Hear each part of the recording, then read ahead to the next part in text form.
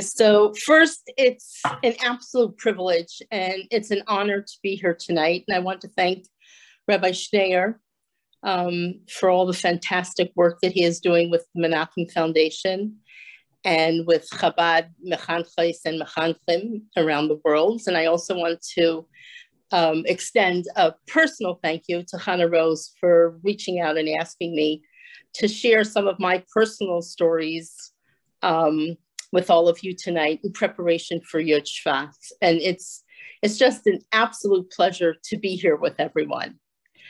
So, today was Rosh Chodesh Shvat, and in a short couple of 9 days, it will be Yud Shvat, the day that our Rebbe officially accepted the leadership of Chabad. And as Hasidim, when we reflect on this, we can't help but just feel how fortunate and privileged and grateful we are, because, to quote what Rabbi Jonathan Sachs said, that a good leader creates followers, and a great leader creates more leaders. And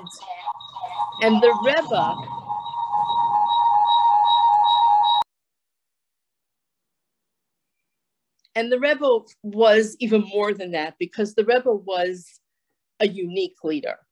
The Rebbe's leadership included transformation, and the Rebbe's directives were all about how we have to transform the world and create a world that's ready to greet Mashiach any second.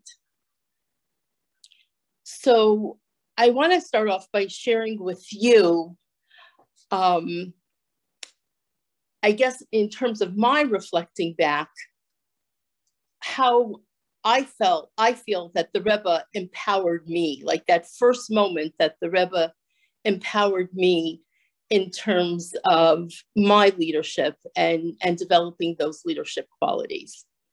I came to Beis Rivka. I grew up on Shlucha in Cincinnati, Ohio, and I came to Beis Rivka for 8th grade. And I probably was in Beis Rivka for not more than a month. And I was getting ready to go home for Sukkot, and Rabbi Majeski, Olav Hashalom, who was the principal at that time, he called me into his office, and he told me that since I'm going home for Sukkot, I have a responsibility to make a Mesiba Shabbos with the girls in my community, and that when I come back after Sukkot, I should write a duch, and he'll give the duch to Rabbi Chodakov, and Rabbi Chodakov will hand it in to the Rebbe. At the time, I was living with my grandparents in Bensonhurst, Rabbi Kazarnovsky, and when I came home that day from Beis Rivka, I was telling him what Rabbi Majeski told me. My grandfather said, that's a great idea, but you don't have to hand in a duch for somebody else to hand in your letter to the Rebbe. It doesn't have to go through all those channels. This is really your opportunity to start developing your relationship with the Rebbe. And it was a great idea, but when you come back, just, give me the letter and I'll give it directly to the Rebbe. And that's what I did. And what do you think I wrote about in my letter?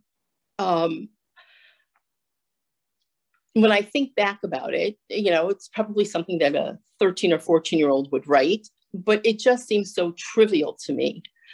I wrote about which volume of Talks and Tales I told the story from and what that's the title of that story. I told the Rebbe the songs that we sang and which volumes from the Nichoach records the songs are on. And I told the Rebbe the Duncan Hines cake that I baked for the Mesiba Shabbos. And it wasn't a Mesiba Shabbos where hundreds of kids came to. We probably were somewhere between 6 and 10 girls. But I received an answer. And the answer that I received was Shuas Chaim and Azkar al Hatzion. And for me, what that crystallized for me as a 13 or 14-year-old was, number one, I have a responsibility. And number two, I can really contribute to chinuch, and I'm accomplishing something as a 13 or 14-year-old.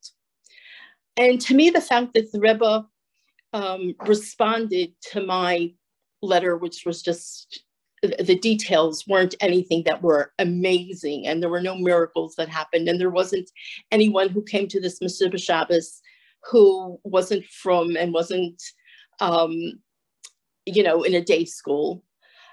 But that, I would say at that moment, that probably is where that sense of responsibility and that sense that, I can accomplish and I can fulfill what the Rebbe wants me to fulfill, and I can be a leader in my community. That's probably the first moment that started.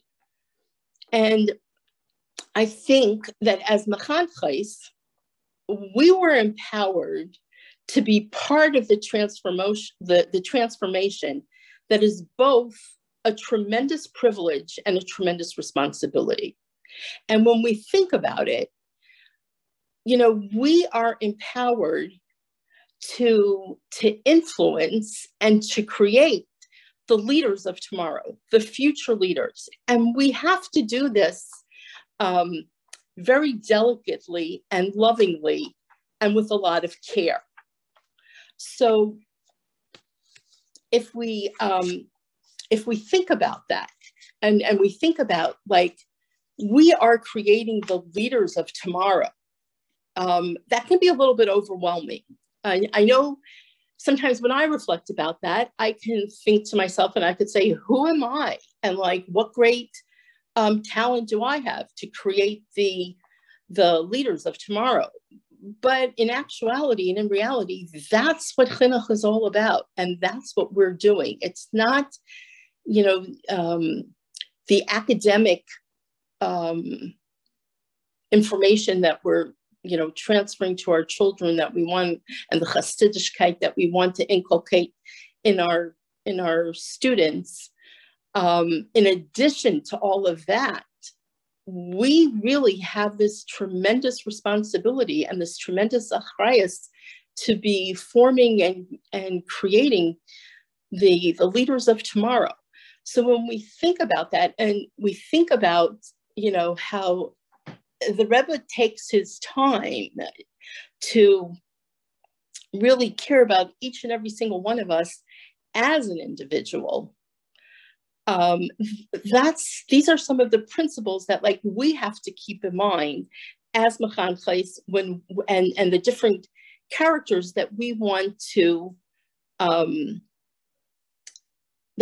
cultivate in our students. And that's kind of what got me involved in looking at chinuch from this lens and from this perspective, in terms of that really what we're doing is we are cultivating the leaders of tomorrow. And in terms of Chabad leaders of tomorrow, what a tremendous privilege that is, as well as the responsibility that goes along with it. So I was trying to come up with what are characteristics of a good leader. I felt from the Rebbe when I was 13 years old that as an individual, I counted, I mattered. What I did was important.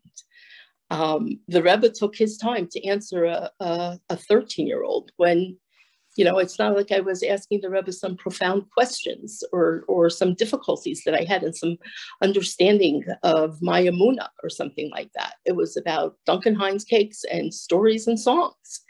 And yet, that mattered, and I received that answer and that bracha, which was so empowering to me. So thinking about those characteristics and what that means, I was thinking that maybe what we could talk a little bit about is the difference between leading a classroom and managing a classroom. And that our students, we really need to lead our students. It's not about managing them. When we think about, management style and managers, there's a big difference.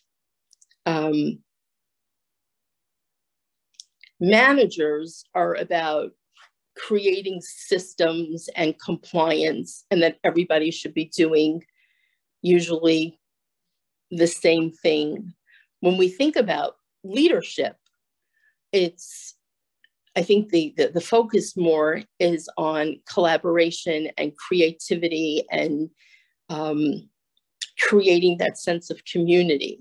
So our children need to feel, number one, that they matter, that we're not just, we're celebrating our students, we're celebrating our children. We're not just tolerating them in the classroom. And in order to be able to celebrate our children, it's really about their unique qualities that each one of them have, no matter how different one may be from the other, and being able to celebrate and to nurture that uniqueness. And our students need to feel that they're contributing to the sense of community in our classrooms and the sense of community in the larger school. Some of the characteristics that leaders need in order to be able to influence, not to manage people, but really to empower people. So whatever someone learns or knows, they can be a leader of that for somebody else who might not know, and have an influence on the next person. And so some of these skills that we have to cultivate in our children or in our students is that sense of responsibility. And I think that that's one of the things that when the Rebbe became, took on the leadership role, he gave a lot of the responsibility to every single chassid to go out and do mivtzayim and help transform the world. It wasn't about just managing us. It was really about that leadership and having that sense of responsibility. And in order for someone to have that sense of responsibility and feel that they can accomplish and that what they're doing is important, people have to feel successful. And in order to feel successful and that you're accomplishing, you have to be challenged, but the challenge has to be work that you can accomplish. And it's okay sometimes to struggle. We want to build resilience in our children. We don't want them to give up. We want them to, sometimes what's needed from us and what's demanded from us might be challenging and it might be difficult, and we don't want to give up. We want to accomplish. And we have to build that confidence in our children. And in order to be able to build that confidence, I think that we have to focus, the big thing to really focus on is building that relationship with our students. It's impossible for people to really care what you're saying unless they feel that you really care about them. And that comes through building a relationship.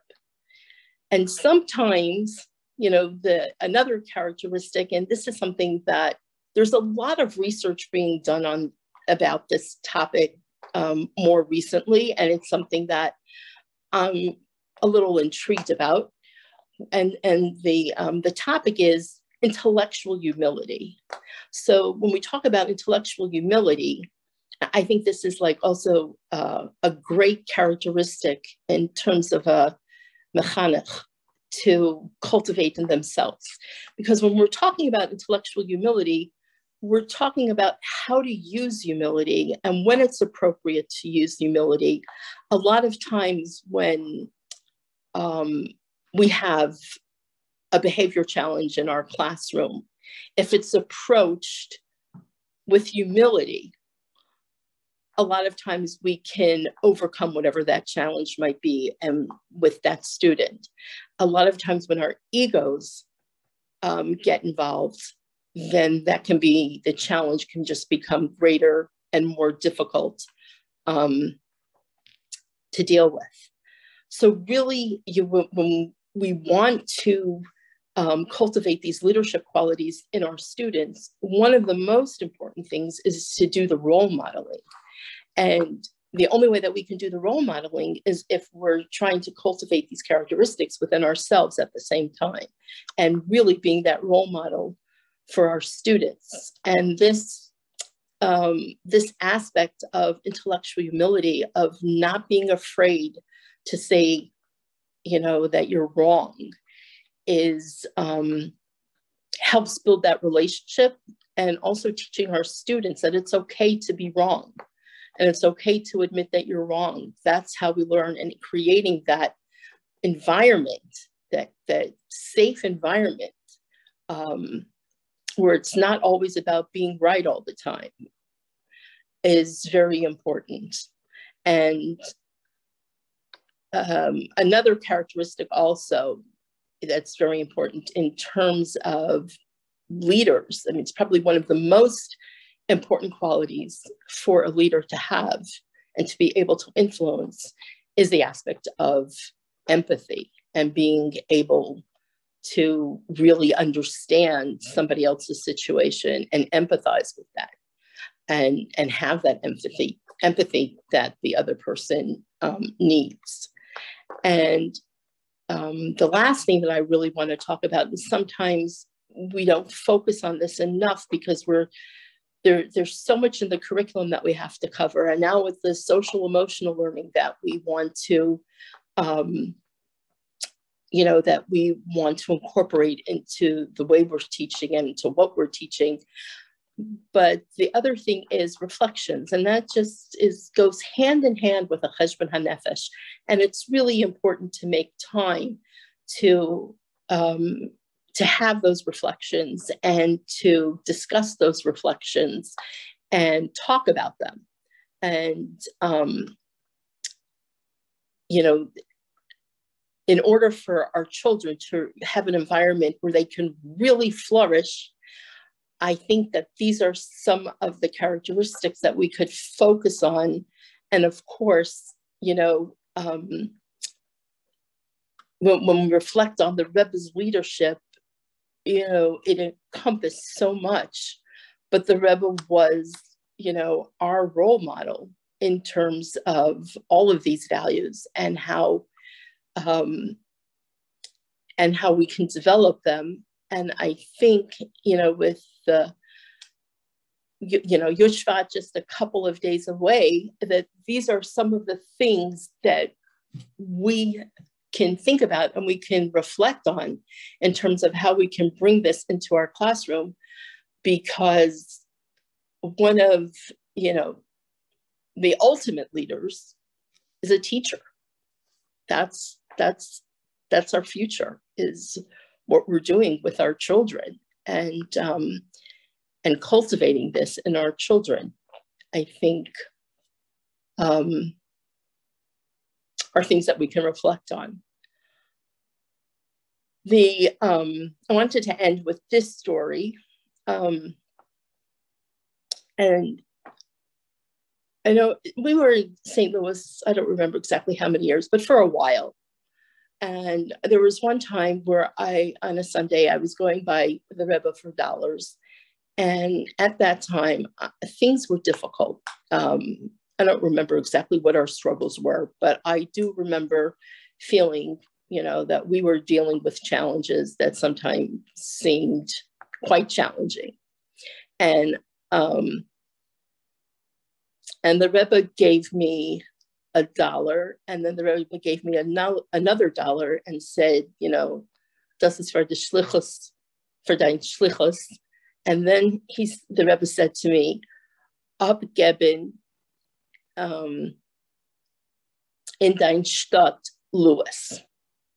And also, but the Rebbe could have just said, abgeben in St. Louis, like give this tzedakah when you get back to or Louis, as the Rebbe referred to it, when you get back.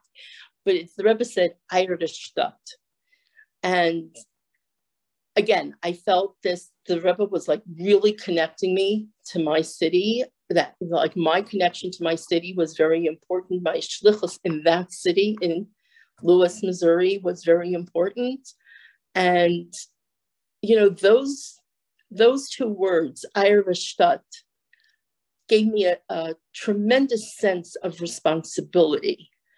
And together with the responsibility, I also felt empowered that I can accomplish. Like, this is my city, and I'm going to be able to accomplish at a time where things felt so challenging. I walked away from getting those dollars, and my whole attitude went through a transformation with just two words. So again, you know, it's the power of the words and creating that transformation.